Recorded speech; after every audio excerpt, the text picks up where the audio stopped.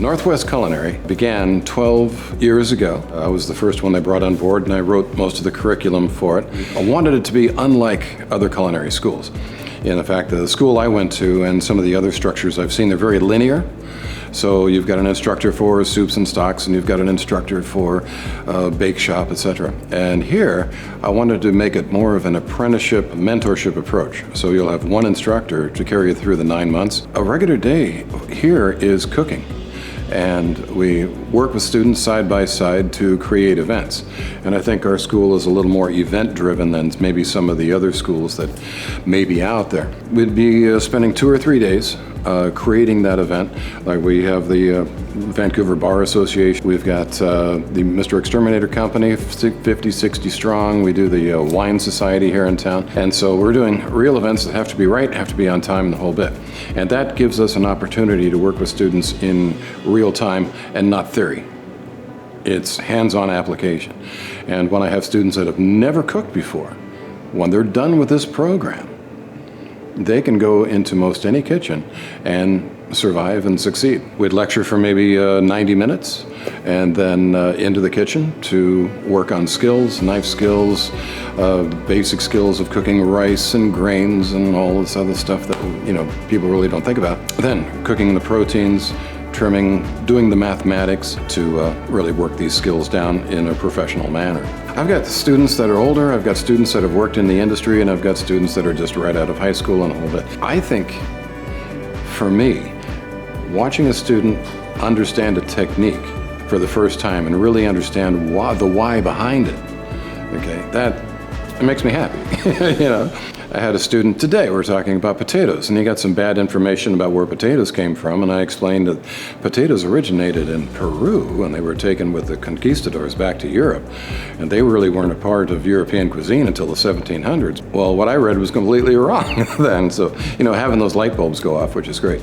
And I love culinary history. I try to impart a lot of how we came to be where we are in my classes. When we start the actual cooking process, I got baking over here, and I've got prep on this side, and then we have the hot line and all that. But they have to understand how to operate and how to work in a kitchen. And that's working with the knives down by their side, and they say knives are sharp behind. And in any kind of kitchen where you're working close and you've got hot oil and you've got hot water and you've got hot pans and sharp things, you just have to develop that sense of protecting the people around you. When we're doing a project and we're cooking for an event, it's the real deal. And so, yeah, we're moving fast.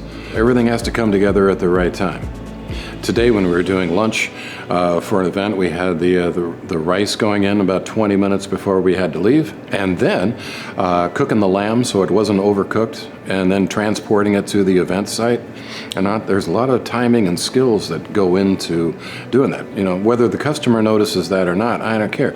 On a subliminal level, they do notice, and knife cuts matter, and the colors matter. So keeping things al dente, making sure that everything is fresh and we're cooking with enough steam in the box and all these little technical things. That's what I coach them on as we're doing this. And a lot of people ask me why I cook, and I don't know. I really don't.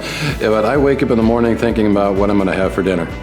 And I've been that way since I was 5 years old. I was king of the parfaits when I was 6, 7 years old. It's always been my gift to others, and it really brings people together. Like doing platter service for the event I did today, I did that on purpose so everybody would have to pass around and bring conviviality to the table. And we've done a lot of weddings where we do that too. We put platters of stuff on the table so everybody has to get engaged and help each other. It really brings the table together. But no, I've been cooking a lot of different things in almost every culture and doing travel, and it's fundamental to me. This is the school I wanted to go to. Yeah. My wife is very lucky.